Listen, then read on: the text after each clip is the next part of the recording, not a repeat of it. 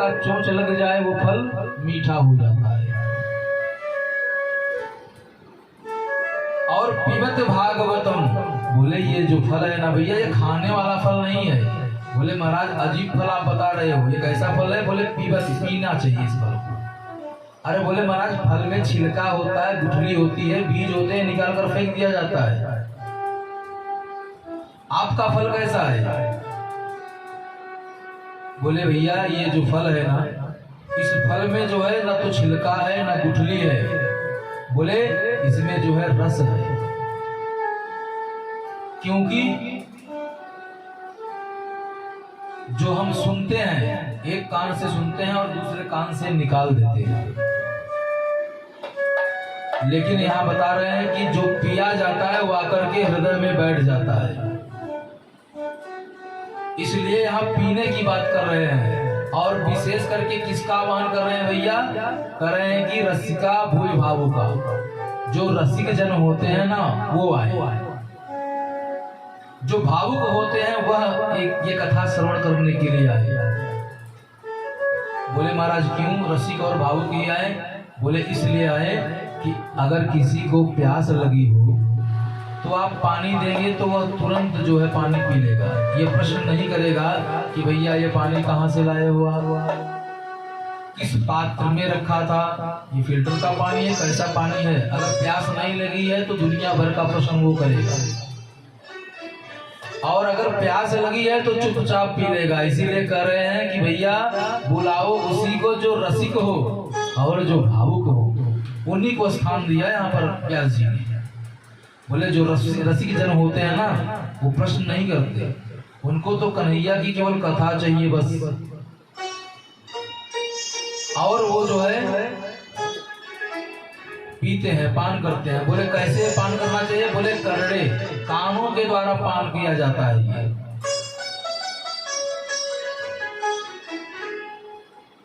बोले एक सेठ जी थे। अब ये जो कथा सुनी जाती है तो हम आप सुनते हैं, एक कान से सुनते हैं, दूसरे कान से निकाल देते हैं। तो बस जो सुनार था उसने दो मूर्तियां बनाई, और दोनों मूर्ति किसकी थी? वशिष्ठ महाराज जी की मूर्ति थी। और वशिष्ठ महाराज जी की मूर्ति बना करके बाजार में लगा दिया, अपने दुकान के सामने रख दिया, और बोला भैया जो भी देखने के लिए आता बोलता बड़ी सुंदर मूर्ति है भैया, इसका दाम कितना है? बोले दाम आप लोगों को बताना है। यहाँ पर जो रेट है वो कौन फिक्स करेगा? जो देखने के लिए आता है।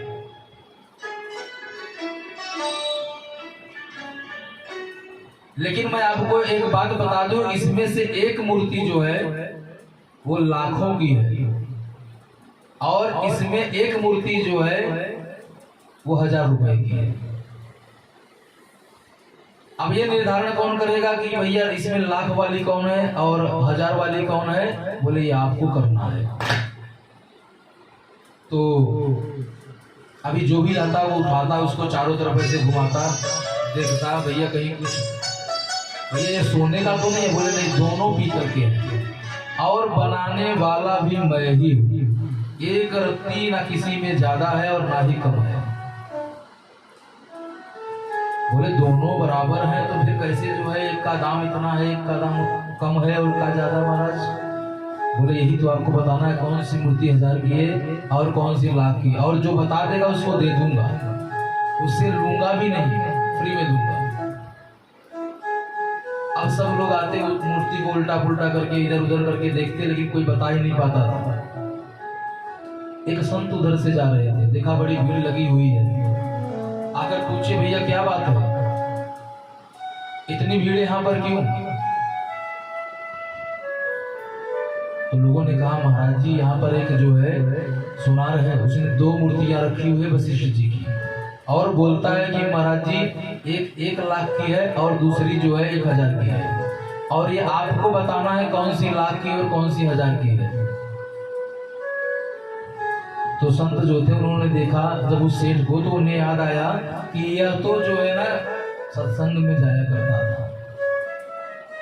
तो जरूर दोनों मूर्ति में कुछ ना कुछ तो अंतर है। और संत जी आए, बोले भैया मैं देखूं क्या? बोले हाँ हाँ महाराज जी, आप भी देख सकते हो। अब संत जी ने सूत लिया, कच्चा सूत, और उसको ऐसे ऐसे करके पूर लिया और ऐसे लंबा सा बना दिया, और बनाने के बाद एक कान में डाला और दूसरे कान से मूर्ति के बाहर हो गया वो। बोले भैया ये 1000 की है ना? बोले हाँ महाराज जी। अब बोले दूसरी मूर्ति 1 लाख की क्यों है? वही सूत जो है जब कान में डालना शुरू किया तो वो इस कान से जब अंदर डाला तो इधर से बाहर ना आकर के इधर अंदर हो गया, हृदय में चला गया। तो ये 1 लाख की मूर्ति। महाराज जी 1 लाख की है? बोले हाँ। और दोनों मूर्ति उठाकर संत जी को दे दिया। तो कहने का मतलब कथा जब श्रवण करें तो 1 लाख की मूर्ति बनने का प्रयास करना चाहिए। इस कान से सुनकर उस कान से निकाल देना तो कथा सुनने का फल मिलता नहीं। कल बताया था ना कि कथा श्रवण करने में विभेद हो जाता है। अगर विभेद आपने किया तो लाभ कम मिलेगा। और करें भैया, इसलिए हर श्रोता को चाहिए कि 1 लाख की मूर्ति बने। करें महाराज ठीक है, आपने बहुत अच्छी बात कही, लेकिन ये कथा सुने कितनी बार?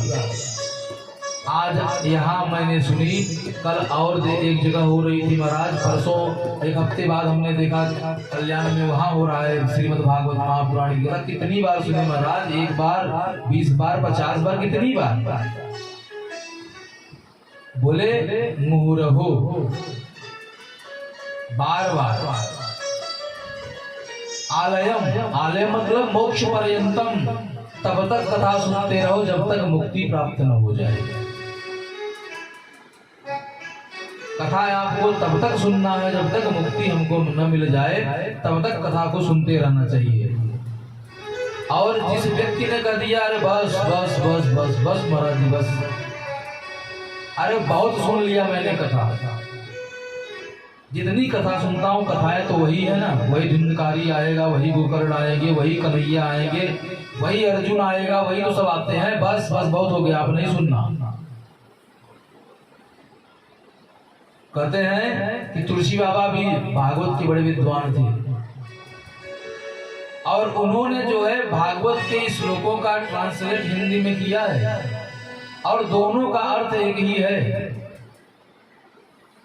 कर रहे हैं कि राम कथा जे सुनत अघाए, राम कथा जे सुनत अघाए, रस विशेष जाना तिन नाहि, रस विशेष जाना तिन नाहि, जिन हरि कथा सुनी नहीं काना, जिन हरि कथा सुनी नहीं काना, श्रवण रंग अहे भवन समाना, श्रवण रंग अहे भवन समाना, राम कथा जे सुनत अघाए, राम कथा जे सुनत अघाए।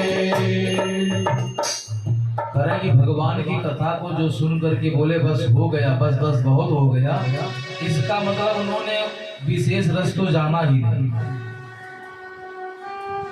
इसलिए कथा सदैव सुनते रहना चाहिए मोक्ष पर्यंतम। सूत जी से ऋषियों ने कहा कि प्रभु आपके ऊपर आपके गुरु जी की बड़ी कृपा है और हम सब ऋषियों ने मिल करके आपके लिए 6 प्रश्नों को तैयार किया है, क्योंकि त्वया कल पुराणानि सेतिहासानि जानघ आख्यातान्याप्यधीतानि धर्मशास्त्राणि यान्युच्। करें प्रभु आप जो है ना इतिहास के बहुत बड़े जानकार हो और पुराणों का भी अध्ययन आपने बड़े अच्छे ढंग से किया है। तो आज हम सब ऋषियों ने मिल करके आपके निमित्त 6 प्रश्नों को एकत्रित किया है और इन्हीं 6 प्रश्न पर ये भागवत की कथा चलती है सामने। तो कहते हैं कि भैया हम लोगों का प्रश्न क्या है उसको आप सुनिए। किम श्रेय शास्त्र सारः कः स्वावतार प्रयोजनम किं कर्म केवतारस्य धर्मः कं शरणं गतः। किम श्रेय। महाराज जी आप तो सबसे पहले यह बताओ कि जीव का परम कल्याण कैसे होगा, ये हमारा पहला प्रश्न है। जीव अगर अपना कल्याण चाहता है तो उसको किस प्रकार से कार्य करना चाहिए, कैसे उसका कल्याण होगा। और कहते हैं शास्त्र सारः कः, और शास्त्रों का जो सार है, सार का मतलब तत्व रस, वो आप बताइए वो क्या है। समस्त शास्त्रों का जो सार है वह क्या है प्रभु, ये हम जानना चाहते हैं। और स्वावतारम प्रयोजनम, अवतार कितने हुए हैं महाराज भगवान के। भगवान अवतार क्यों लेते हैं और कितने अवतार लेते हैं। 1 अवतार, 2 अवतार, 10 अवतार, 24 अवतार, और कई लोग तो कहते हैं हरि अनंत, हरि कथा अनंता। तो महाराज जी अवतार कितने हैं।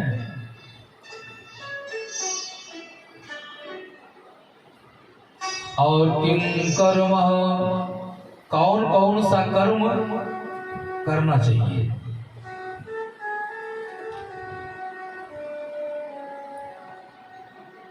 धर्मः कः शरणं गतः, और प्रभु जब भगवान श्री कृष्ण जी अपनी लीला को संपन्न करके जाने लगे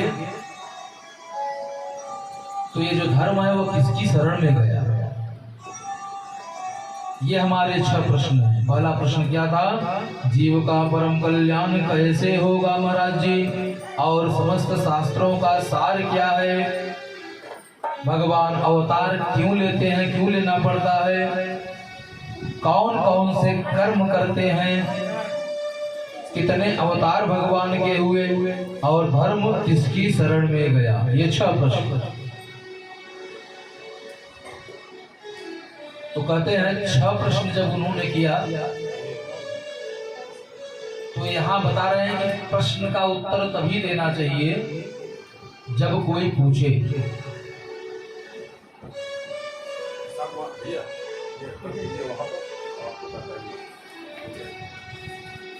बिना पूछे किसी को बताना नहीं चाहिए।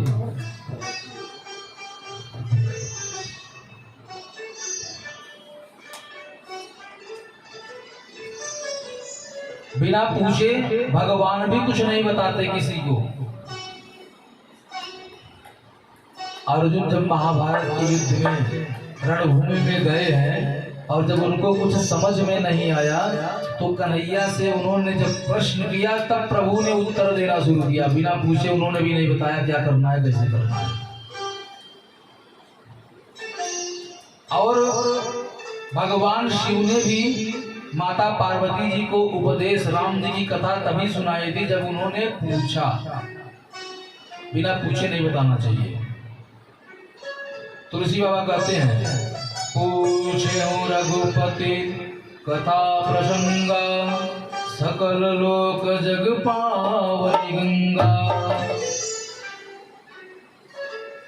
और जब परीक्षित जी ने भी प्रश्न किया है तो सुखदेव महाराज जी ने उनको सुनाई है कथा।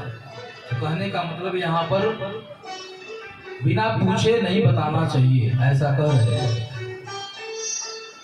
लेकिन न्याय पृच्छति, अगर कोई अन्याय से पूछता है तो उसको भी नहीं बताना चाहिए। अच्छा महाराज एक प्रश्न था मेरा, देखिए बता ही लेते, आवत तो कि नहीं, ऐसे लोग बोलते हैं। तो हम आप प्रश्न वही करते हैं जिसका उत्तर हमें पता होगा। व्यक्ति प्रश्न वही करता है जो उसको मालूम हो, ऐसा प्रश्न नहीं करता कि उसको पता न हो। तो कह रहा कि बच्चा अन्याय न पृच्छते, अगर कोई अन्याय से पूछता है महाराज तो उसको बताना नहीं चाहिए। अब किसी ने कुछ प्रश्न कर लिया, जैसे किसी ने पूछा महाराज मैं ये जानना चाहता हूं पय मतलब क्या होता है, पय का मतलब क्या होता है। अब पंडित जी ने कह दिया भैया पय का जो मतलब है, पय मतलब पानी होता है, और आपको पय का मतलब दूध पता है। आप जानते हो कि पय का मतलब दूध और पय का मतलब पानी दोनों होता है। आपको पता है कि पय का मतलब मात्र दूध होता है, और पंडित जी ने कह दिया भैया पय का मतलब पानी होता है। महाराज आवत ना तो है उत्तर पता ही नहीं गया। कहन भैया काहे, बोले कि पय का मतलब दूध होता है, बोले पय का मतलब पानी भी होता है। हो सकता है कि उत्तर जो है जो आपको आता हो वो उत्तर न दे करके व्यक्ति दूसरा उत्तर दे दे, और वो ही सत्य होता है। एक प्रश्न के अनेक उत्तर होते हैं।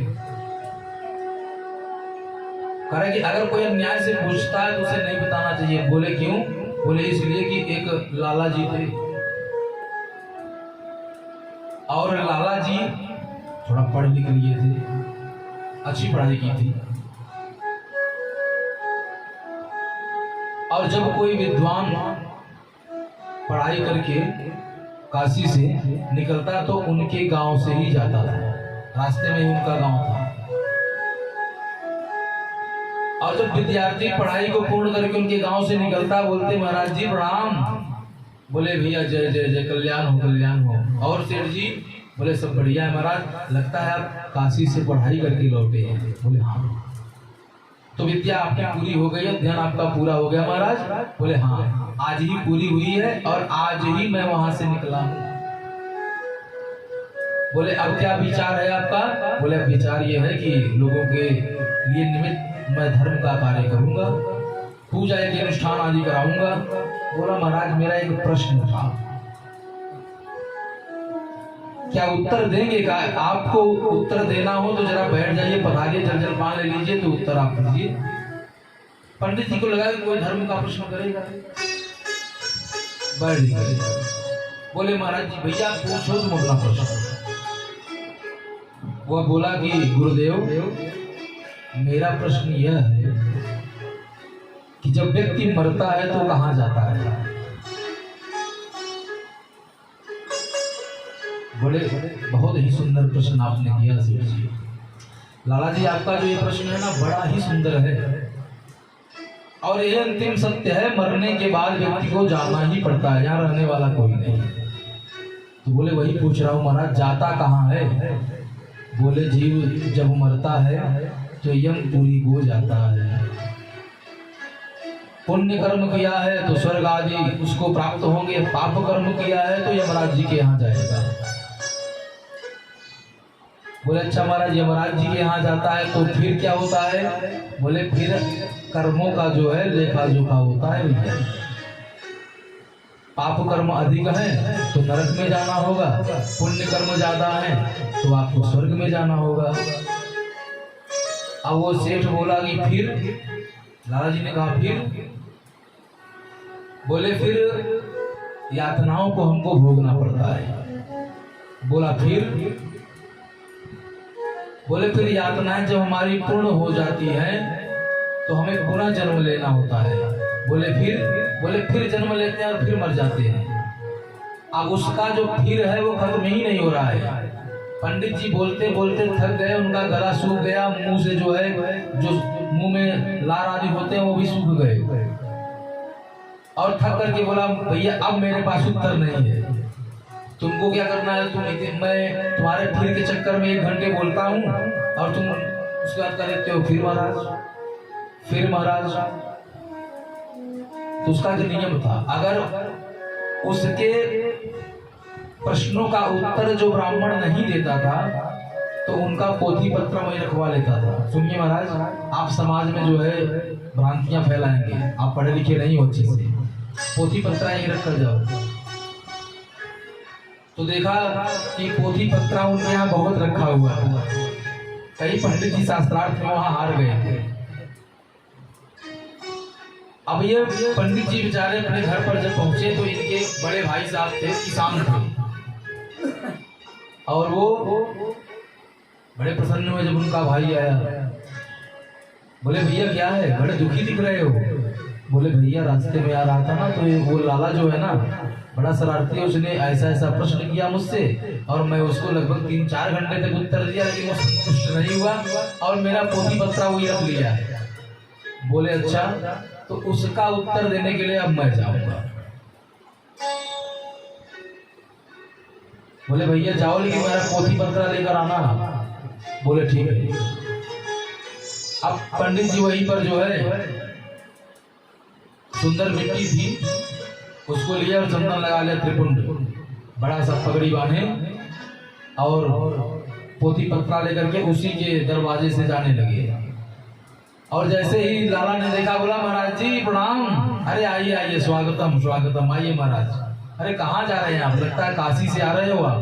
बोले हाँ हाँ काशी से ही आ रहा हूँ और अभी विद्या अध्ययन पूरा हुआ तो मैं भी सोचा कि अब घर पे चलूं।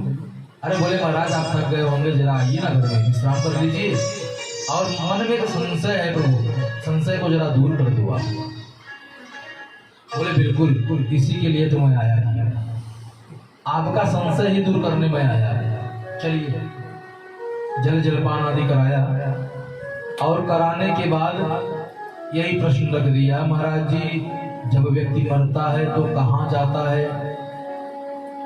बोले मरने के बाद व्यक्ति जो है यमपुरी को जाता है। बोला फिर? बोले फिर यमपुरी को जाने के बाद यातनाएं भोगनी पड़ती हैं। बोला फिर? बोले यातनाएं भोगते हैं तो यातनाएं भोगनी पड़ती है, वहां पर एक बहुत बड़ा वृक्ष है।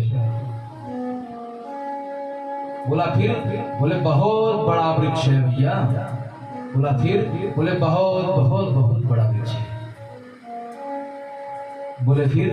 बोले उस पे जो है करोड़ों चिड़िया बैठी हुई है। कितनी चिड़िया हैं? बोला करोड़ों। बोला फिर महाराज? बोले फिर भैया ऐसा है, उस वृक्ष पर से एक चिड़िया फुर्र हो गई। बोला फिर? बोले फिर दूसरी चिड़िया फुर्र हो गई। बोले फिर? बोले तीसरी चिड़िया फुर्र। तो वो बोलता कि फिर, ये बोलते फुर्र। अब देखो अब मैं थक गया हूं, अब जो है अब मैं बोलूंगा नहीं, अब तुम पूछोगे और मैं केवल इशारा करता जाऊंगा, तुम समझ लेना कि यही अर्थ है। वो बोला फिर? बोले बोला फिर? बोले मतलब एक चिड़िया फिर उड़ गई। अब वो फिर करते हुए मुंह केवल गिर पड़ा और वो तो केवल ऐसे ऐसे कर रहे थे। और जब मुंह केवल गिर पड़ा तो गांव में हल्ला मच गया, अरे महाराज जी, एक महाराज जी आए हैं भैया और इतने बड़े महात्मा इतने बड़े संत हैं कि लाला को हरा दिया। शास्त्रार्थ में लाला हार गया और हारा ऐसा कि बैठा था जिस पर उस पर से मुंह केवल गिर पड़ा है। और लाला जो है दाढ़ी उड़ी बढ़िया रखा था, चंदन त्रिपुंड बड़े बड़े बाल सब रखा हुआ था। अब लोगों ने सोचा कि प्रकांड विद्वान आए हुए हैं तो उनके दर्शन करने चाहिए। पूरा एरिया के लोग जितने थे सब आए दर्शन करने के लिए। और लाला ने कहा कि आज से आप हमारे गुरु, मैं आपका चेला। बोले हाँ ठीक है। सेवा लिए और सेवा लेकर जब जाने लगे, बोले ये लाला बहुत ब्राह्मणों को परेशान किया है, बड़ा पोथी पत्रा इसने रखा हुआ है।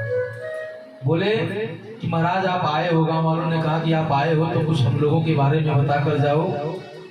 बोले देखिए कहना तो नहीं चाहिए, लेकिन ये जान लो कि इस गांव के ऊपर अकाल का जो है साया मंडरा रहा है। पूरे गांव में, पूरे क्षेत्र में अकाल पड़ने वाला है। और अगर अकाल से कोई बचना चाहता है तो बचेगा वही जिसके घर पर लाला के शरीर का एक भी बाल रहेगा। अगर लाला के शरीर का बाल है तो वो बच जाएगा, उसके यहाँ अकाल का कोई प्रभाव नहीं पड़ेगा। भैया इतना सुनना था कि पूरे गांव वाले दौड़ पड़े लाला जी के यहाँ, और जो जहां पा रहा है वही ऐसे नोच रहा है, और कोई दाढ़ी नोच रहा है, कोई बाल नोच रहा है, जहां से पाए सब लोग बाल और लिए सब उनके गायब हो गए, एक भी बाल बेचारे के पास नहीं बचा।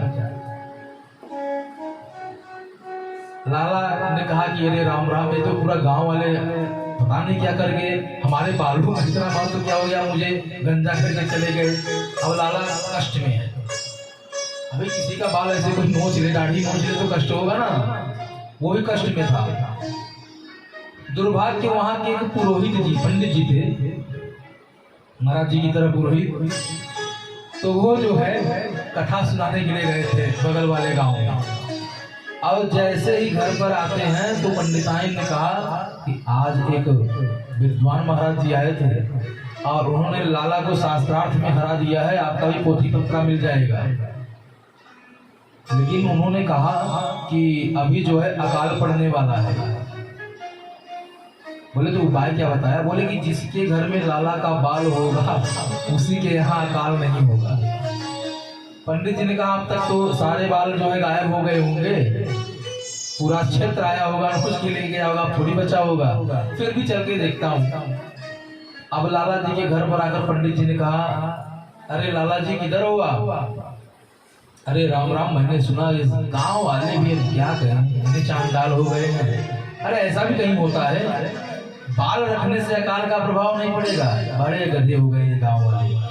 अब लाला की तरफ से ऐसे मीठी मीठी बातें बोल रहे हैं तो सेठाइन ललाइन आ गई, बोली कि अंदर बैठे हैं, हल्दी वल्दी का लेप हमने लगा दिया है, बड़ा कष्ट था उनको। बोले मैं मिलना चाहता हूँ, मैं मिल लूं क्या उनसे? बोले नहीं आप रुकिए, मैं बुला देती हूँ, आ जाते हैं बाहर।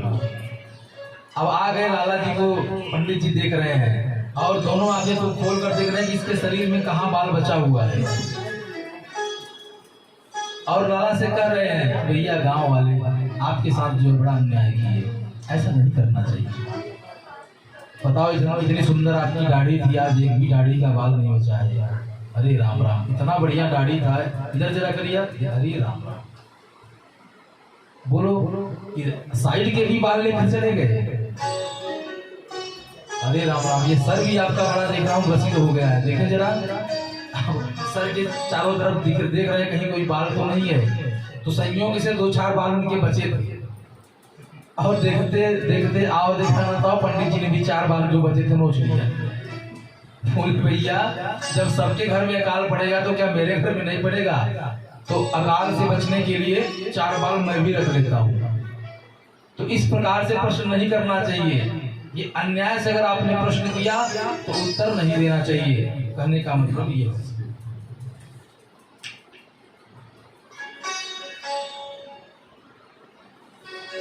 भगवान कह रहे हैं कि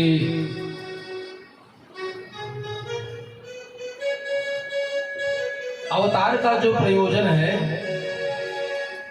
सब इन 6 प्रश्नों का उत्तर मैं आपको दूंगा। सूत जी ने कहा कि इन सब प्रश्नों का मैं आपको उत्तर दूंगा, क्योंकि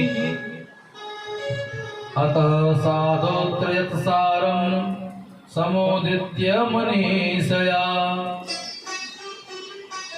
आपके जो 6 प्रश्न है उसका उत्तर मैं देता हूं। भगवान के अवतार कितने हुए हैं? तो बोले कि भगवान के जो है 24 अवतार हैं।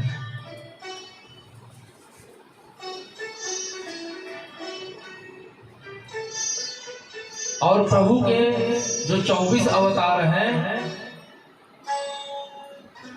इन अवतारों में भगवान कृष्ण और राम जी की जो इन दोनों का जो अवतार है, ये विशेष अवतार है इनका। तो सूत जी ने कहा कि देखिए अवतार तो 24 हैं, लेकिन मैं सोच रहा हूं कि आप लोगों को इस प्रश्न का उत्तर देने के पहले मैं मंगलाचरण कर लूं, अपने गुरु की स्तुति गा लूं। कि गुरु की स्तुति गानी चाहिए, तभी जो है ज्ञान का प्रादुर्भाव होता है। तो कहते हैं अपने गुरु की स्तुति गाते हैं, यम प्रव्रजन्तमनुपेतमुपेत कृत्यम द्वयपायनो विरह कातरया जुहाव पुत्रेति तन्मयतया तरवोभिनेदो स्तं सर्वभूत हृदयं मुनिमानतोऽस्मि। ऐसे शुकाचार्य महाराज जी को मैं प्रणाम करता हूँ, जो जन्म लेते ही वन की ओर चले गए, और जब वन की ओर जाने लगे तो व्यास जी उनके पीछे पीछे, हाँ बेटा रुक जाओ बेटा, अरे बेटा तू रुक जा, तू अकेला ही मेरे यहाँ है, तू मेरा इकलौता बेटा है और मुझे छोड़ के कहाँ जा रहा है, मैं तुम्हारे बिना नहीं रह पाऊंगा।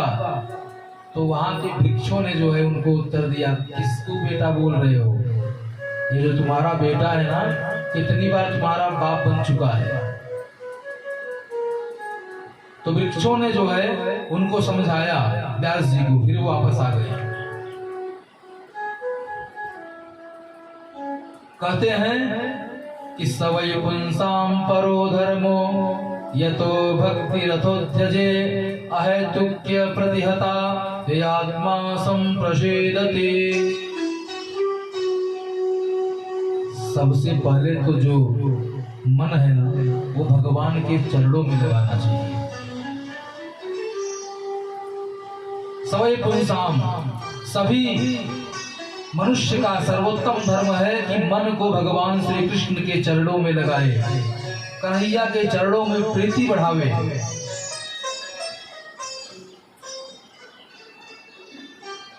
और कन्हैया से जब प्रीति बढ़ाएगा तो भगवान से हम जो संबंध जोड़ते हैं ना, उसी संबंध से भगवान हमसे मिलते भी हैं।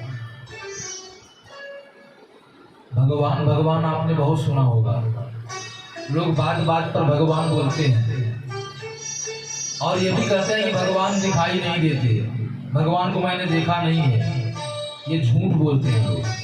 सब देखते हैं भगवान को, हम सब ने देखा है भगवान को। बोले भगवान का मतलब बोल रहे हैं कि भ मतलब भूमि, और ग मतलब गगन आकाश, व मतलब वायु, आ मतलब अग्नि, न मतलब नीर।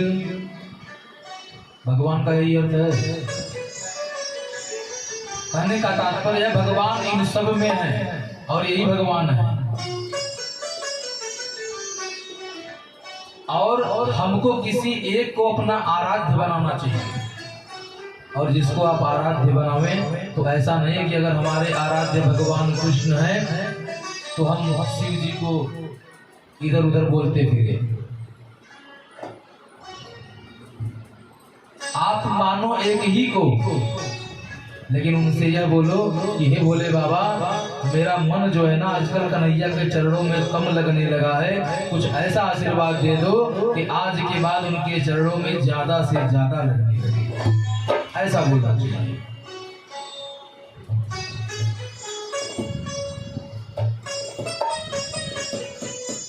कह रहे हैं कि आपने कहा कि भगवान अगर अजन्मा है तो वो जन्म क्यों लेते हैं, और भगवान के अवतार कितने होते हैं।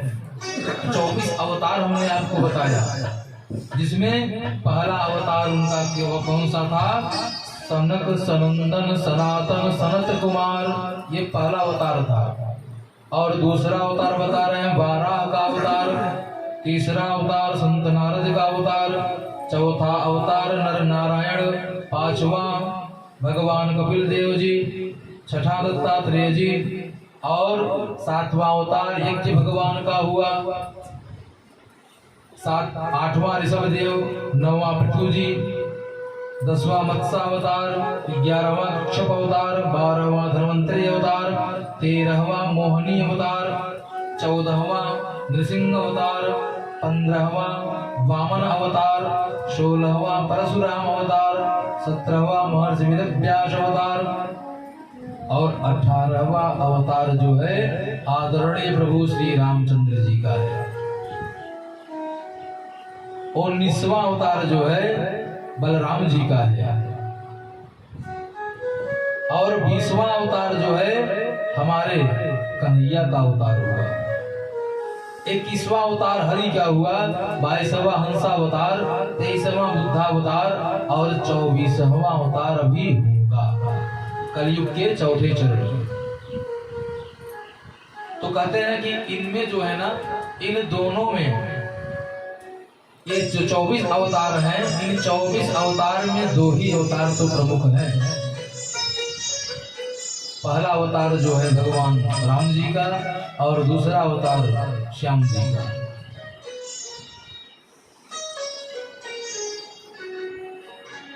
एक बार सूरदास बाबा जी राधे कृष्ण करते हुए तुलसी बाबा के पास पहुंचे और तुलसी बाबा ने कहा, क्या कृष्ण कृष्ण करता रहता है तू? अरे सूरदास, राम जी के शरण में आ जाओ, राम जी से बड़ा कोई नहीं। अरे बोले आप घनश्याम जी के शरण में आ जाओ ना, उनसे बड़ा कोई नहीं। बोले देखिए भैया, ऐसे नहीं मान्य होगा। कौन बड़ा है कौन छोटा है ये तो प्रमाणित तभी होगा जब तोला जाए। तो एक तराजू लगा दिया तुलसी बाबा ने और बोले भैया देखो, आप अपने भगवान जी का नाम लेकर के एक पलड़े पर बैठ जाना और मैं अपने भगवान जी का नाम लेकर के एक पलड़े पर बैठूंगा, और जिसका नीचे जाएगा ना, जिसका भारी होगा वही नीचे जाएगा, और जो नीचे जाएगा वही जीतेगा। बोले ठीक है। तो तुलसी बाबा ने कहा, जय हो मेरे सीताराम की, ऐसा कह करके पलड़े पर बैठ गए। और सूरदास बाबा ने कहा कि जय हो गोपाल की, ऐसा कहकर सूरदास जी दूसरे पलड़े पर बैठे। अब दूसरे पलड़े पर जब बैठे तो वो नीचे गया ही नहीं। बाबा जो है नीचे बैठे हुए हैं, वो नीचे आ ही नहीं रहा है। अरे बोले अरे राम राम, इसका मतलब बाबा जीत गए। तुलसीदास जी ने कहा कि देखा ना भगवान कौन है, इसीलिए कहता हूं कि राम जी की शरण में चले आओ। राम जी की शरण में आओगे तो कल्याण हो जाएगा। छोड़ो वो कन्हैया ग्वालिनी का बेटा, उसका चक्कर छोड़ दो। तुलसी बाबा कुछ बोल नहीं रहे, अपना थैला लिया और लेकर चले आए। और जैसे ही वृंदावन आते हैं तो कन्हैया को ये रोज भजन सुनाते थे। इनसे कन्हैया कृष्ण भगवान रोज भजन सुना करते थे। ये लौट कर आए तो बोले बाबा बड़े दुखी दिख रहे हो, क्या बात है? बोले बात मत करो, इतने सुंदर सुंदर मधुर कंठ से तुमको भजन सुनाता हूँ, मेरा मान नहीं रख सकते थे? आज के बाद तुमसे बात ही करना बंद है, अब नहीं बात करूंगा। बोले बाबा इसमें मेरी क्या गलती है? मैंने तो कोई गलती नहीं की। अच्छा नहीं भैया, गलती आपकी नहीं है, गलती तो मेरी है जो मैं रात रात भर आपको भजन सुनाता हूँ, गला फाड़ करके गाता हूँ, दिखाई मुझे नहीं देता फिर भी आपके भजनों को गाता हूँ। गलती तो मैं करता हूँ ना, ये गलती मुझसे होती है, अब नहीं होगी, घबराइए नहीं आप। कन्हैया उनकी गोद में बैठ गए और बोले बाबा पहले सुनो तो, आपने गलती क्या की? बोले हाँ क्या गलती की थी? बोले गलती यह की थी। अच्छा आप बताओ तुलसी बाबा ने क्या बोला था जब पलड़े पर बैठे? बोले उन्होंने बोला कि जय हो मेरे सीताराम की। बोले आप ये बताइए सीता जी कैसी हैं? बोले सीता अम्मा भी थोड़ा सा हेल्दी है, अच्छी है। और बोले राम भगवान? बोले वह भी ठीक ठाक है शरीर से। और तुलसी बाबा? बोले वो भी स्वस्थ ही है। बोले अच्छा बाबा ये बताओ, एक पलड़े पर 3 लोग बैठे और एक पलड़े पर 2 लोग, उसमें भी आपने क्या कहा था? बोले मैंने कहा था जय हो मेरे गोपाल की। बोले अब बताओ। पहले तो आपने कहा गोपाल, गोपाल मतलब छोटा सा बच्चा।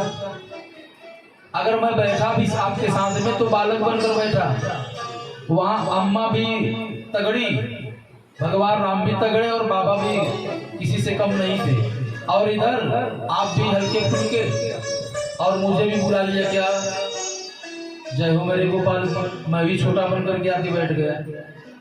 तो कैसे जो है, अब जहाँ तीन बैठेंगे वही तो नीचे जाएगा ना बाबा। गलती खुद करते हो और बोलते मुझको। जाओ तुलसी बाबा के पास, और इस बार जाना तो बोलना जय हो मेरे राधा माधव की, और फिर मैं कम होकर दिखाऊं तो बोलना, इस बार आप ये बोलना। तुलसी बाबा पोटली लेकर के पहुंचे और बोले, तुलसी बाबा के समक्ष जब सूरदास जी पहुंचते हैं तो बोले कि भैया बाबा फिर से पलड़ा लाओ और हम लोग फिर से तौलेंगे। अरे बोले बार बार थोड़ी ना तौला जाता है, मैं जानता हूँ तुमको जिसने पढ़ा लिखा करके भेजा है। अरे पगले अंतर थोड़ी ना है, राम कृष्ण दो एक है, अंतर नहीं निमेष, इनके नयन गंभीर है, इनके चपल विशेष। भगवान राम और कृष्ण में तनिक अंतर नहीं है, दोनों एक जैसे दिखते हैं। बोले अंतर क्या है? बोले वो मोर मुकुट लगाते हैं, उनका मोर मुकुट नहीं है। अगर धनुष बाण उनका निकाल दिया जाए और इनका मुकुट निकाल करके दोनों जन को बैठा दे तो कोई बता नहीं सकता कि ये कन्हैया है और ये राम जी है। तो ऐसे परमात्मा भगवान के चरणों में अपने मन को लगाना चाहिए। और कर रहे हैं अहेतुक के प्रति हता। भक्ति हमारी कैसी होनी चाहिए? अहेतुकी भक्ति होनी चाहिए। अहेतुकी का मतलब कि अगर आज आपने एक माला जप किया है तो आप कल 2 माला करो, वृद्धि क्रम में हो, कम क्रम में न हो। अगर आपने आज 1 माला की है, कल आपने 4 माला की है, तो परसों आपको 3 माला करने का अधिकार नहीं। आप 5 करो या जितना किया उतना तो करना ही पड़ेगा। ऐसे अहेतु की भक्ति कब प्राप्त होगी? बोले जब भगवान की महती कृपा होगी। बोले कृपा एक बार ऐसी व्यास जी के ऊपर भगवान ने की। व्यास जी ने 17 पुराणों की रचना की, 1 वेद से 4 वेद कर दिए, 6 शास्त्रों का निर्माण किया, लेकिन उनको असंतोष है, वो संतुष्ट नहीं थे।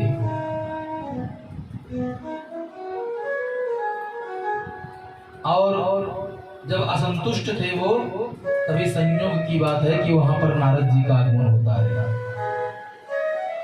और नारद जी आकर के देखते हैं और पूछते हैं कि क्या बात है, आप इतने कष्ट में क्यों हो?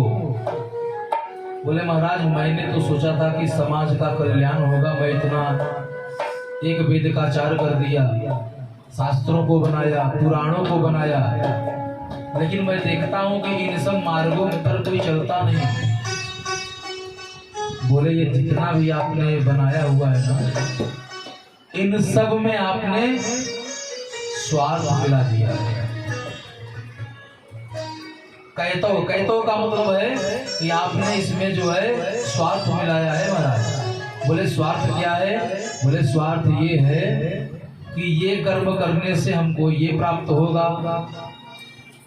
आपने किसी भी पुराण में भगवान के गुणगान को नहीं गाया। अरे बोले महाराज महाभारत की रचना की है, उसमें कन्हैया का गुणगान नहीं गाया। बोले कैसा गुणगान आपने गाया है?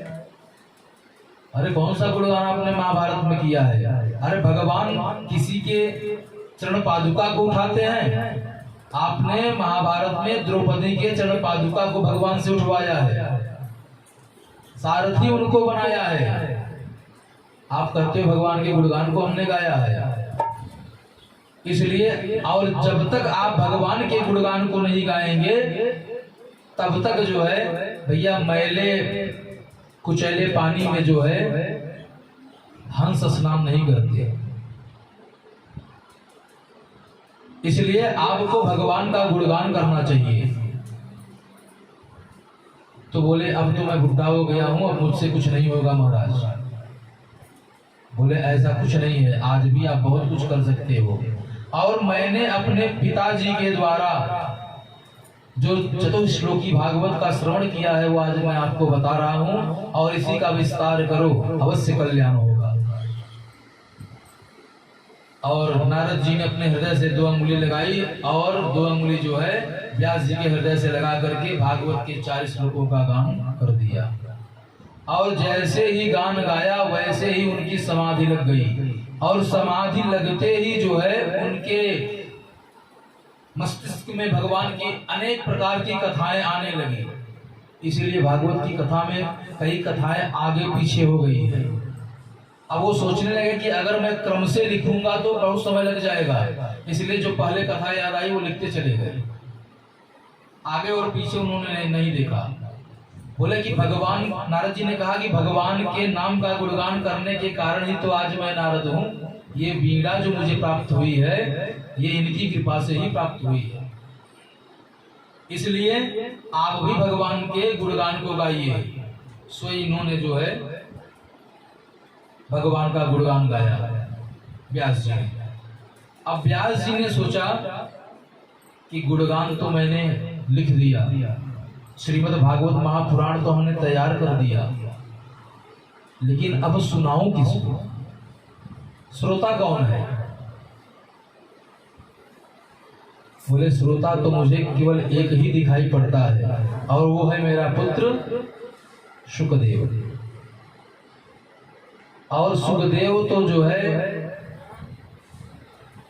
निराकार परब्रह्म के जो है सेवा में लगा हुआ है, वो साकार को मानते नहीं थे।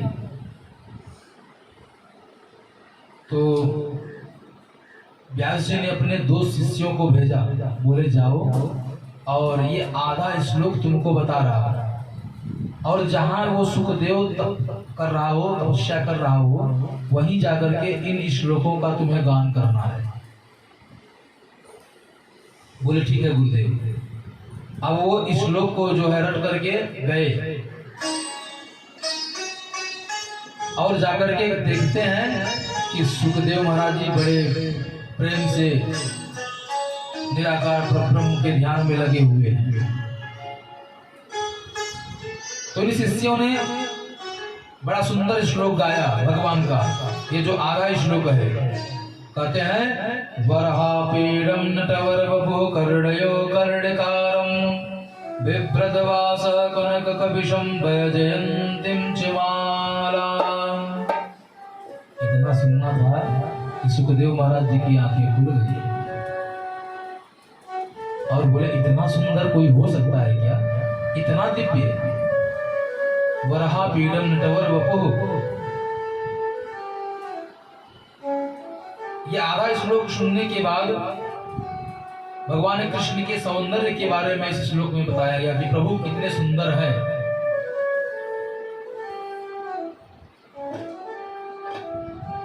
और शिष्यों से कहा कि आगे आप बताओ ना, आगे क्या हुआ?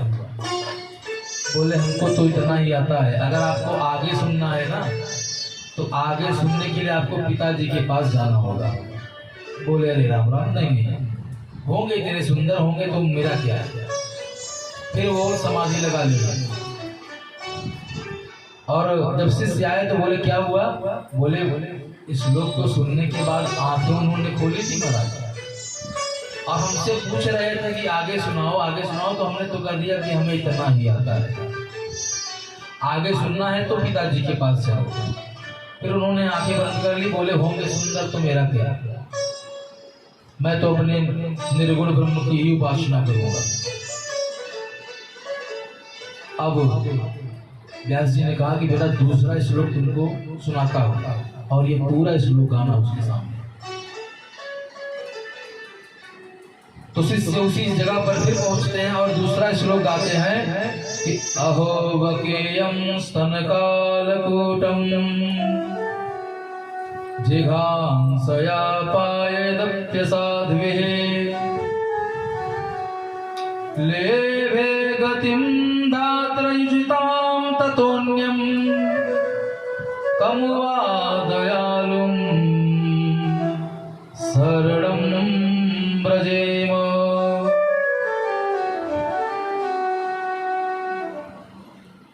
करें कि अरे देखो भगवान जो है कितने कल्याणकारी हैं, उनको मारने के लिए पूतना आई है, राक्षसी अपने स्तन में जहर को लगाकर आई है, और भगवान ने ये भी नहीं सोचा कि मुझे मारने के लिए आई है, उसका भी प्रभु ने कल्याण कर दिया। ये श्लोक सुनना था कि सुखदेव महाराज जी की समाधि टूटी और आकर अपने पिताजी से बोले भागवत सुनाओ ना, मुझे भागवत सुननी है। और व्यास जी ने पूरी भागवत सुखदेव महाराज जी को सुनाई। अब सुखदेव महाराज जी ने जब भागवत को श्रवण कर लिया तो कहते हैं कि जितना भागवत को सुखदेव जी ने जीवन में जिया है उतना व्यास जी ने भी अपने जीवन में नहीं उतारा। अब अपने पुत्र का जो वर्णन है अगर पिता करे तो लोग यही कहेंगे कि भैया इनका बेटवा हो या बिना बड़ाई करता है। अगर कोई दूसरा बोले कि नहीं नहीं इनका जो पुत्र है वो बहुत अच्छा है तो जो है व्यक्ति मानता है नहीं नहीं सही होगा, इसीलिए दूसरा कोई इनका जो है वर्णन कर रहा है। तो बोले कि किसके पास भेजो, कौन ऐसा सर्टिफिकेट देगा कि ये बहुत अच्छे हैं, इन्होंने काम क्रोध लोभ मोह आदि को सबको जीत लिया है। बोले ऐसे जो है जनक जी हैं, और ये जनक जी हैं ये बहुलाश्व जनक जी, इनका नाम था बहुलाश्व। और जनक जी के द्वार पर जाते हैं सुखदेव महाराज, और यहाँ पर पहले से ही बात हो गई है सुखदेव जाएगा तो उससे आप जो है अच्छा व्यवहार न करना। देखो इसने काम क्रोध को जीता है कि नहीं। अब सुखदेव महाराज जी द्वार पर खड़े हैं 3 दिन से। 3 दिन से सुखदेव महाराज जी द्वार पर खड़े हैं और अंदर जो है जनक जी बैठे हुए हैं। बोले जरा जाकर के देखो ना क्रोध आया क्या। बोले महाराज वो तो हंस रहे हैं, और चेहरे पर जो आभा है जो मुस्कान है वो बंद नहीं हुई, आज भी वो हंसी रहे हैं। बोले 3 दिन हो गया आज तक वो हंसी रहे हैं, तनिक भी क्रोध उनको नहीं आया। बोले नहीं महाराज जी। बोले अंदर बुला लो। और अंदर जब बुलाया तो बहुत सुंदर सुंदर कन्याओं के साथ उनको रख दिया। उन्होंने देखा भी नहीं। शुक्राचार्य जी ने कन्याओं की तरफ दृष्टि भी नहीं दिया। बोले कि भैया ये परम वैष्णव है और इन्होंने सबको जीता हुआ है। तो जनक जी ने कहा कि आप जो है पास हो गए, आपके पिताजी ने ऐसा कहा था करने के लिए। तो सुखदेव महाराज जी ने उनसे भी कुछ ज्ञान लिया और फिर आ गए अपने घर में। और कहते हैं कि यही सुखदेव महाराज जी जब परीक्षित को श्राप लगा तो कथा सुनाने के लिए यही सुखदेव महाराज आए थे। ऋषियों ने कहा कि प्रभु ये परीक्षित कौन है और उसको श्राप कैसे लगा।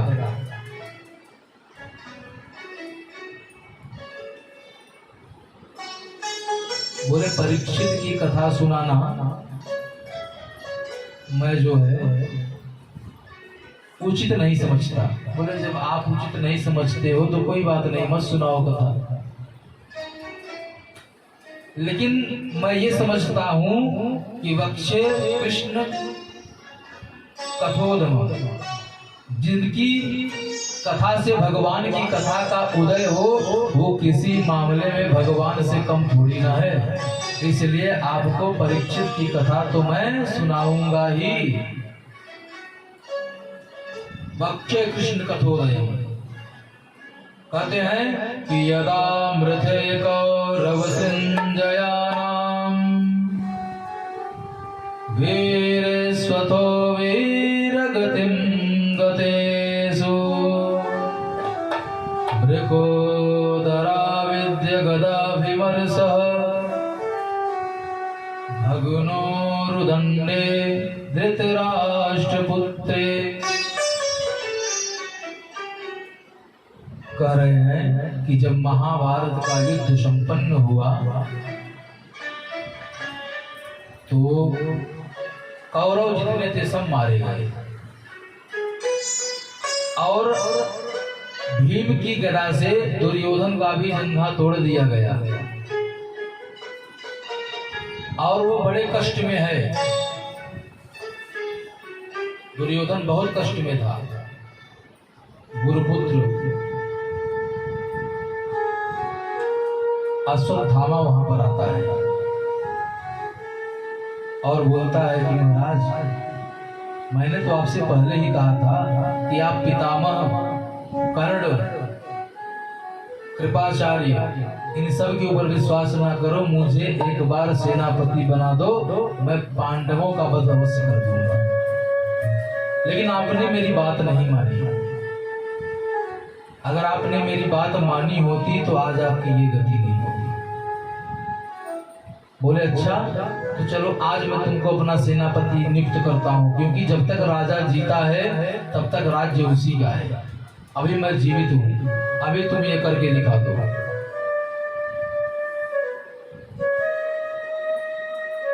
बोला ठीक है,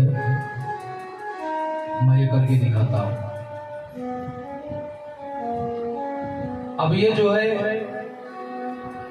रात्रि के समय जा रहा था तो रास्ते में देखता है कि कुछ कौवों का झुंड जो है उल्लू के ऊपर आक्रमण करके उल्लू का वध कर देते हैं रात्रि के समय।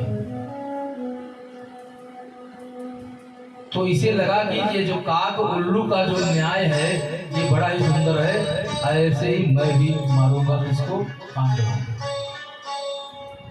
ऐसे ही वध मैं करूंगा। और इधर कृपाचार्य, अश्वत्थामा ये सब चल दिए वध करने के लिए। और यहाँ हमारे प्रभु को रात्रि भर नींद नहीं आई, उनको नींद नहीं आ रही है। और बाहर माघ का महीना है, पूष और माघ, इसी में बहुत ठंड पड़ती है। और ऐसे ठंड के समय में भगवान कृष्ण जो है द्वारपाल बन करके पहरा दे रहे हैं। पहरा किसको दे रहे हैं कि हमारे जो ये 5 पांडव हैं इनका कोई कुछ कर न पावे।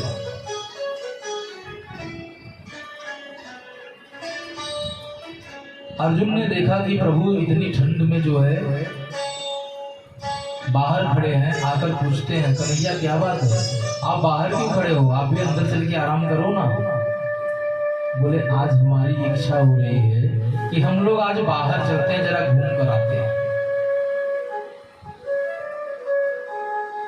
बोले रात्रि का समय है माधव, और इस समय तो सोया जाता है। बोले मैं जानता हूँ अर्जुन, रात्रि में सोया जाता है, लेकिन आज मेरी विशेष इच्छा है कि आप लोग मेरे साथ चलो। और केवल आप ही नहीं, पांचों को उठाओ, आप पांचों मेरे साथ चलो। अब 5 पांडव भगवान के साथ घूमने के लिए चले गए। और द्रौपदी के 5 पुत्र थे, और 5 पुत्र कैसे थे, जिसका जो पुत्र था उसी की तरह लगता था।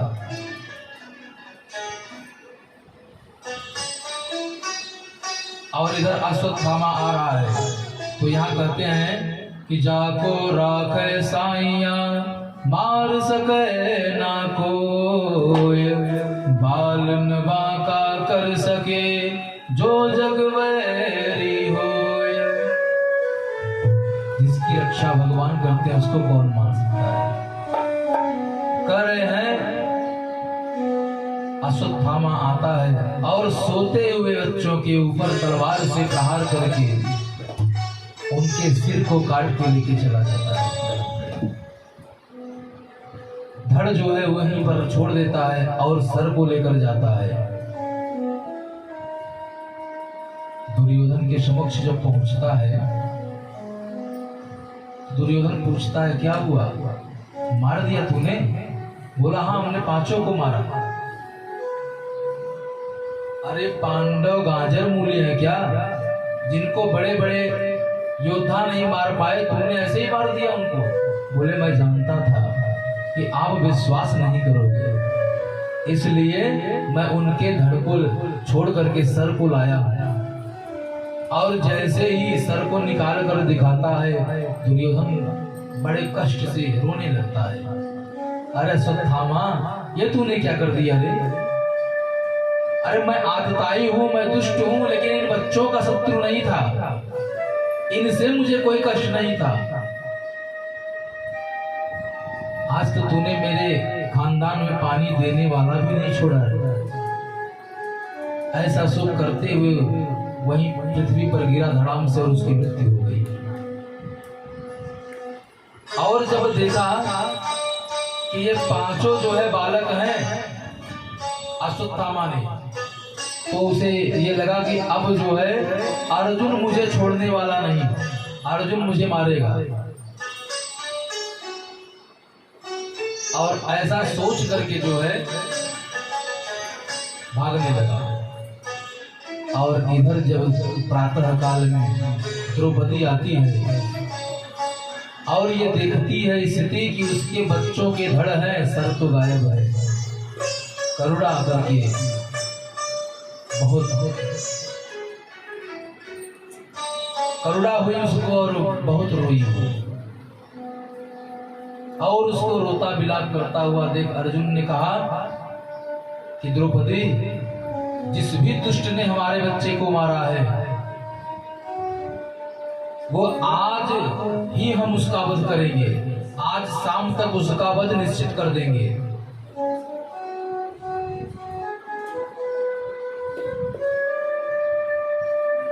बोले आज जब तुम्हारा ये जो बालक है इसको मारने वाला जीवित नहीं रहेगा, ऐसा कह करके भगवान कृष्ण रथ पर बैठे और अर्जुन को लेकर अश्वत्थामा की तरफ दौड़े। और अश्वत्थामा ने देखा कि अर्जुन बड़ी जोर से मेरी तरफ आगे की तरफ बढ़ता हुआ आ रहा है, तो उसने आओ देखा न ताओ और ब्रह्मास्त्र को निकाल के चला दिया। और जैसे ही ब्रह्मास्त्र को चलाया, अर्जुन कहते हैं कि अरे प्रभु देखो ना, इसने तो ब्रह्मास्त्र चला दिया, छोटी सी बात पर ये ब्रह्मास्त्र चला रहा है। बोले इसीलिए तो इसके पिता ने जो है इसको ब्रह्मास्त्र चलाना नहीं सिखाया था, तुम लोगों को चलाते हुए देखता था तो ये सीख लिया, लेकिन लौटाना ये नहीं जानता। अर्जुन तुम क्यों इतना घबरा रहे हो? अरे बोले प्रभु ये ब्रह्मास्त्र है, ब्रह्मांड को नष्ट करने की शक्ति इसके अंदर है, और हमारी क्या औकात है जो ब्रह्मास्त्र को रोक लूं? बोले घबराओ नहीं, विष से विष औषधि। विष की औषधि क्या है? बोले विष ही है। अगर किसी को सर्प काटता है तो डॉक्टर साहब विष का ही इंजेक्शन लगाते हैं और सामने वाला ठीक हो जाता है। लोहे से लोहे को काटा जाता है अर्जुन। सोना और लोहा जो है एक बार आपस में बातें करने लगे। सोना बोला क्यों रे, ये बता, जब तेरे ऊपर कुछ चलता है तो तू इतना चिल्लाता क्यों है? अरे कटता तू भी है और कटता मैं भी हूं, लेकिन मैं कटता हूं कोई जानता ही नहीं, और तू कटता है तो पूरा क्षेत्र जानता है कि लोहा कोई काट रहा है, इतना क्यों चिल्लाता है? बोले भैया आप इसलिए नहीं चिल्लाते हो क्योंकि आपको काटने वाला लोहा होता है, और मैं इसलिए चिल्लाता हूं कि मुझको काटने वाला मेरा ही अंग है, मेरा ही भाई बंधु है, इसलिए मैं चिल्लाता हूं। तो बोले कि लोहे से लोहे को काटा जाता है अर्जुन। जंगल में आप जा रहे हो और कांटा चुभ गया तो वहां सुई थोड़ी ना मिलेगी, एक कांटे को दूसरे कांटे से निकाल दिया जाता है। कहने का तात्पर्य यह है कि जैसे उसने ब्रह्मास्त्र चलाया है उसी प्रकार से आप भी ब्रह्मास्त्र चलाओ, निश्चित है कि ब्रह्मास्त्र शांत हो जाएगा। अर्जुन ने भी वैसा ही किया, और अर्जुन ने जब ब्रह्मास्त्र चलाया तो दोनों ब्रह्मास्त्र आपस में टकरा करके नीचे गिर गए। अब कृष्ण जो है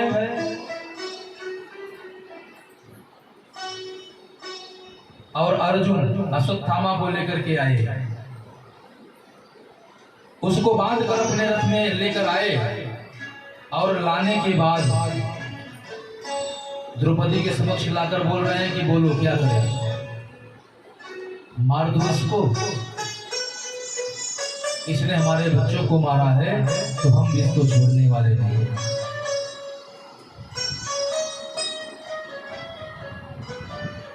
द्रौपदी जो है भक्त है, और जो भगवान की भक्ति करते हैं निष्ठा से, वो कभी किसी का अनुभव नहीं चाहते, वो कभी नहीं चाहते हैं कि किसी को कष्ट प्राप्त हो। द्रौपदी कहती है मुच्यताम मुच्यताम एष ब्राह्मणो नितराम गुरु। अरे मुक्त कर दो इसको, मुक्त कर दो इसे, छोड़ दो इसे, ये ब्राह्मण है और ब्राह्मण गुरु होता है और ये आपके गुरु का पुत्र है, मुक्त कर दो इसको। द्रौपदी की बात को सुन करके अर्जुन ने कहा अरे क्या कहती है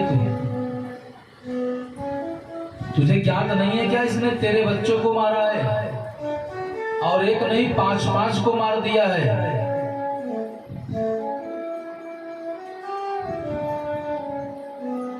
बोले बच्चों को इसने मारा है, ठीक है, अगर आपको लगता है कि इसको मारना चाहिए ना तो मार दो, लेकिन मारना इसी शर्त पे कि इसको मारने से अगर हमारे बच्चे जीवित हो जाएं तो इसे मार दो।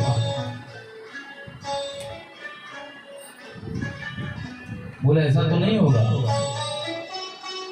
बोले अगर ऐसा नहीं होगा तो ये कौन है आप जानते हो ना, ये आपके गुरु का पुत्र है, आत्मा वही जायते पुत्र, ये आपके गुरु ही पुत्र के रूप में खड़े हैं, ये द्रोणाचार्य जी ही है। और भूल गया उनके उपकारों को, जो अस्त्र शस्त्र की शिक्षा उन्होंने अपने पुत्र को नहीं दिया, वो शिक्षा आपको दी, और आज आप वही बालक के रूप में यहाँ पर खड़े हैं, आप उनका वध करना चाहते हो। मुच्यताम मुच्यताम ये सब, इनको मुक्त कर दो, इनको मुक्त कर दो।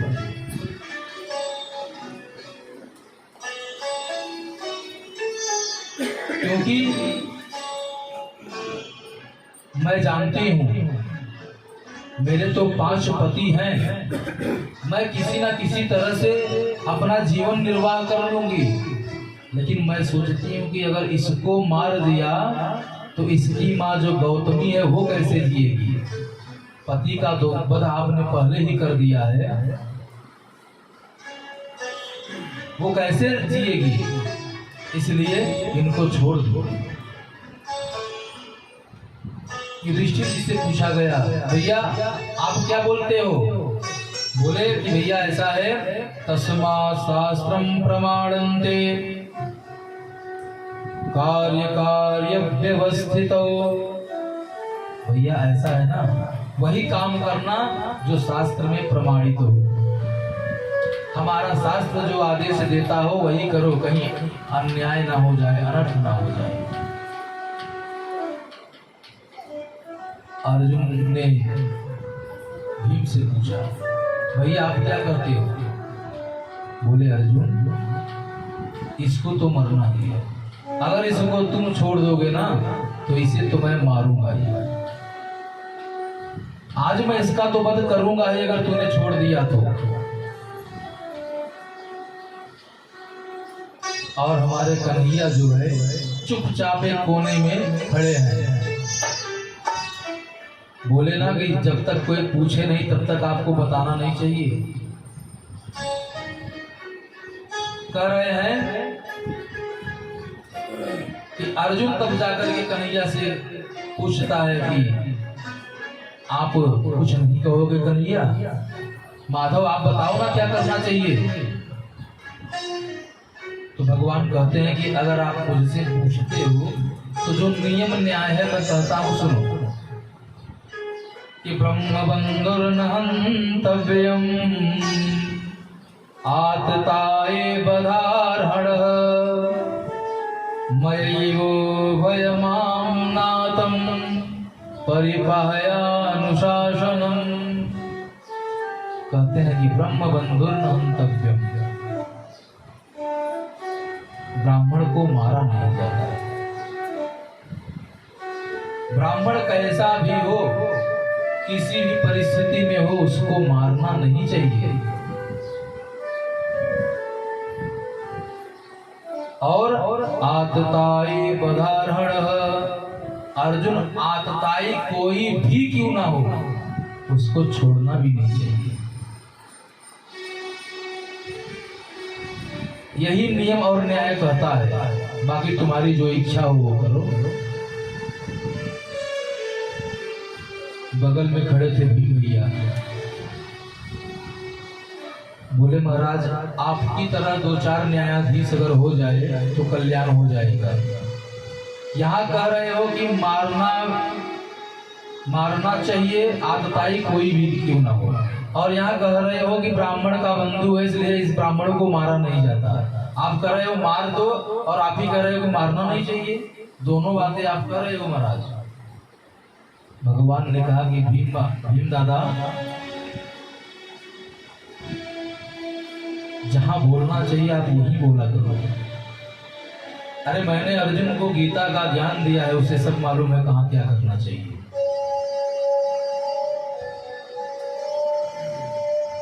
ऐसे ही थोड़ी ना अर्जुन को गीता का ज्ञान दिया था। तो अर्जुन ने क्या किया, अश्वत्थामा के जो है दाढ़ी और बाल आदि आदि मुड़ दिए, और ब्रह्म तेज की मणि उसके सर पर थी, उसको निकाल लिया।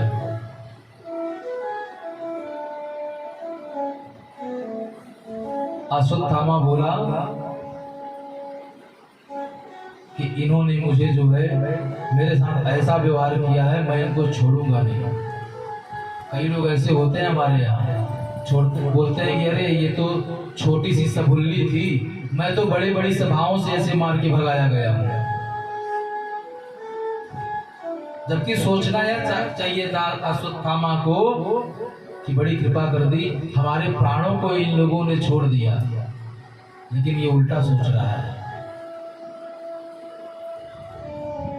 इसने जो है जब कुछ दूर गया यह, तो ब्रह्मास्त्र का प्रयोग किया पुनः। यह सोचने लगा कि पांडवों के वंश में किसी को छोड़ूंगा नहीं। फिर सोचता है कि मैंने तो पांडवों के वंश में सब तो मारे गए, और ये 5 बच्चे बचे थे, इनको हमने भी मार दिया।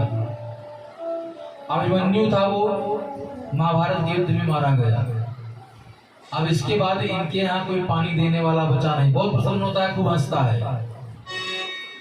फिर उसे याद आता है, नहीं, अभिमन्यु को जब मारा गया था उस समय मैंने सुना था कि उसकी जो पत्नी उत्तरा है वो गर्भवती थी। तो इसने किया क्या, उसी गर्भ के ऊपर जो है ब्रह्मास्त्र का प्रयोग कर दिया, और जैसे ब्रह्मास्त्र का प्रयोग किया तो उत्तरा दौड़ती हुई भगवान के पास आई। और इधर क्या हुआ, सब कुछ जब शांत हो गया था तो भगवान अपने घर पर द्वारिका जाने के लिए तैयारी हुए थे। एक पैर रथ पर रखा, दूसरा नीचे ही था। तभी दूर से उत्तरा बोली, पाहे पाहे महायोगिन देव देव जगतपते, नान्यं तद्भयं पश्ये यत्र मृत्यु परस्परम। हे प्रभु, पाहे पाहे मेरी रक्षा करो, मेरी रक्षा करो, ये ब्रह्मास्त्र मुझे जलाकर नष्ट कर देगा। भगवान, मुझे मेरे मरने का कष्ट नहीं, लेकिन ये मेरे उदर में जो बालक पल रहा है, अगर इसकी मृत्यु हो गई तो पांडवों के घर में कोई तर्पण करने वाला नहीं बचेगा महाराज। इसलिए प्रभु मेरी रक्षा करो, इस ब्रह्मास्त्र से मुझे बचाओ।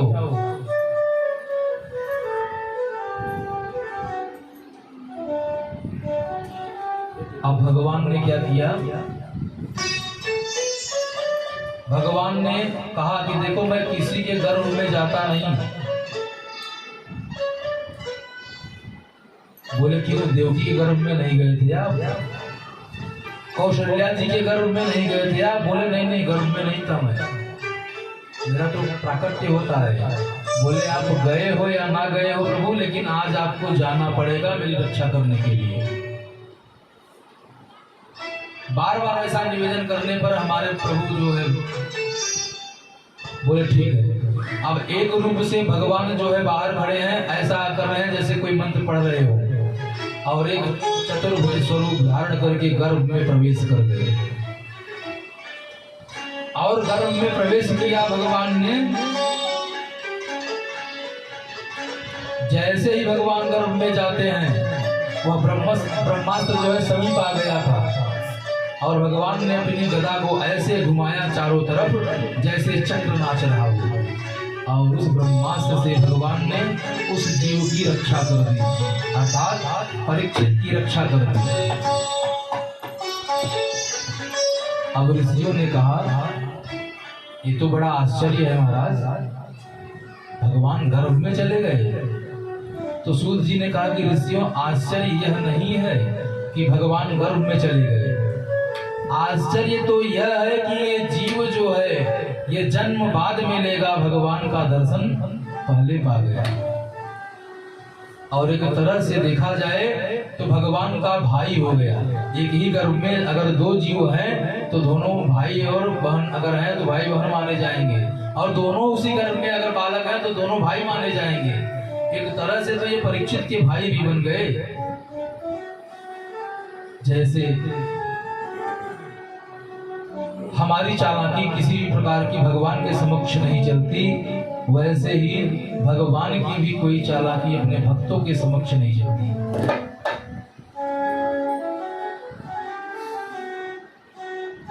ये सारी घटना कुंती माता देख रही है।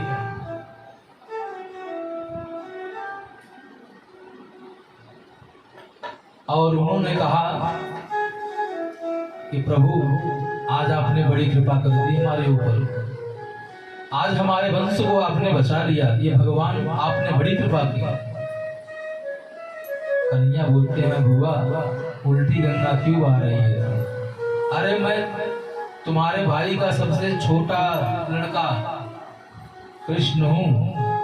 अरे बोले आप तो किसी के भाई बन जाते हो, किसी के दादा बन जाते हो, किसी के कुछ बन जाते हो, किसी को अपना बुआ बना लेते हो, किसी को मामा बना लेते हो, लेकिन सबके परदादा तो आप ही हो ना।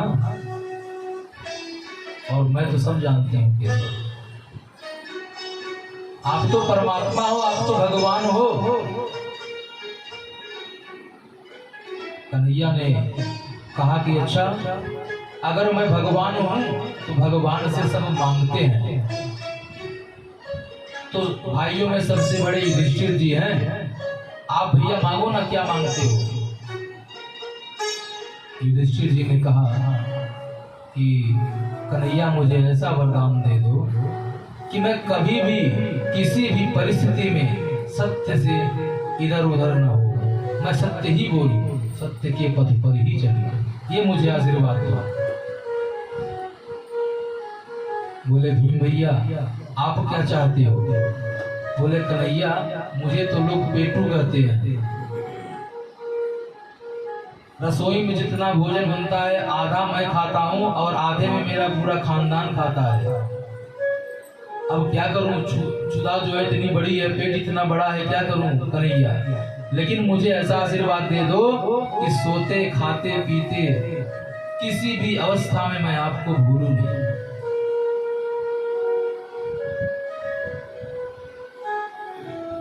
अर्जुन से बोले कि अर्जुन तुमको क्या चाहिए, तुम भी मांग लो ना। बुआ ने आज मुझे भगवान कहा है तो मैं देना चाहता हूँ।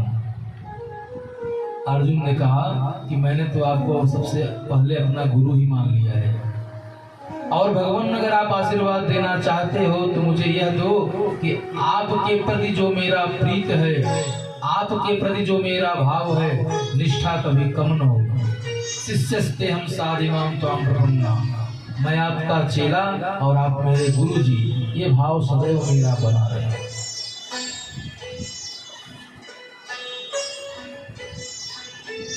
और नकुल सहदेव ने भी कहा कि भगवान आपके यश का हम गुणगान करते रहे, और भक्ति निष्ठा से आपके चरणों में हमारा मन लगा रहे, ऐसा आशीर्वाद हमको भी दीजिए। क्रांति तो तब आई जब कन्हैया की खास बहन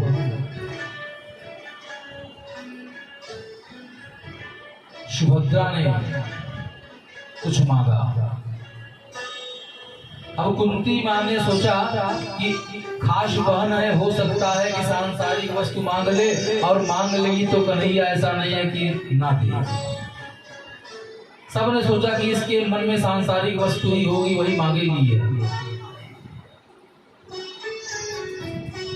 लेकिन सुभद्रा ने कहा क्या कि कृष्ण त्वदेय पद पंकज पंजरांते अद्यैव मे विसतु मानस राजहंसः प्राण प्रयाण समये कफवात पित्यै कंठावरोधन विदौ स्मरणं गुदस्ते।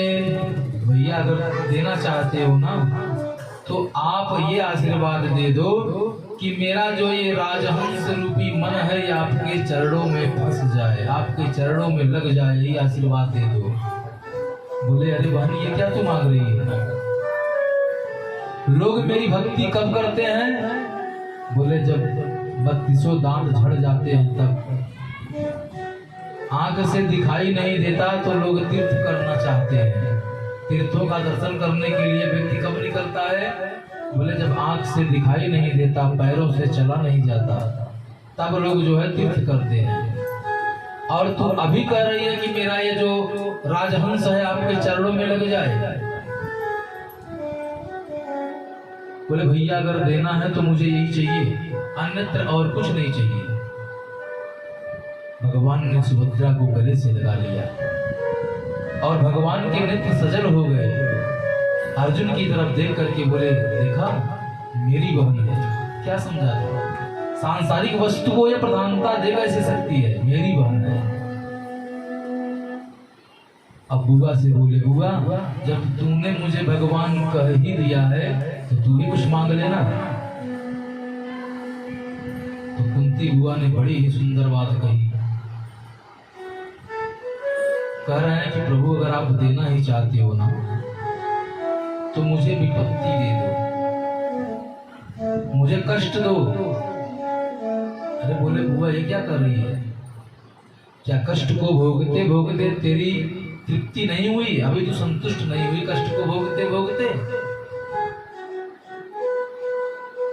तुम्हारा जन्म कहीं पर हुआ, पालन पोषण कहीं पर हुआ, और विवाह भी तुम्हारा हुआ तो एक पांडु रोगी के साथ हो गया, पीलिया का मरीज। पति का भी सुख तुमको नहीं मिला। पति की कामना से अगर तुम्हारे पास आकर तुमको स्पर्श करता तो उसके सर फट जाते, वो मर जाता, ऐसा श्राप लगा था उसको। दुख भोगते भोगते तुम्हारा जो है मन नहीं भरा बुआ। तो कुंती कहती है कि विपदः सन्तु न शश्वत तत्र तत्र जगत गुरो भवतो दर्शनम यस्य अपुनर्भव दर्शनम। विपत्ति विपत्ति नहीं है, और जिस दिन आपका दर्शन न हो उससे बड़ी विपत्ति और कुछ नहीं है। संपत्ति संपत्ति भी नहीं है। आपका दर्शन नित्य होता रहे प्रभु। अगर विपत्ति के मिलने से ही आप दर्शन देते हो, विपत्ति में ही अपने भक्तों का कल्याण करते हो, तो वही विपत्ति मुझे चाहिए, मुझे और कुछ नहीं चाहिए। यही बात कबीरदास जी कहते हैं कि सुख के माथे सिल पड़े जो हर हृदय से जाए, बलिहारी व दुख की जो पल पल नाम जपाए। कह रहे हैं कि सुख से तो अच्छा वो दुख है ना, जिस दुख में भगवान की याद आती है। और भगवान को हम जितना याद करेंगे उतना ही भगवान हमारा कल्याण करते हैं।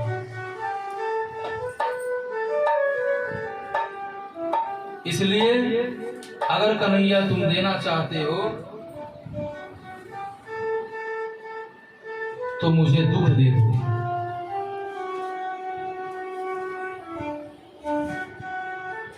और हनुमान जी से राम जी ने भी पूछा कि हनुमान सबसे बड़ा दुख क्या है? कहते हैं कह हनुमान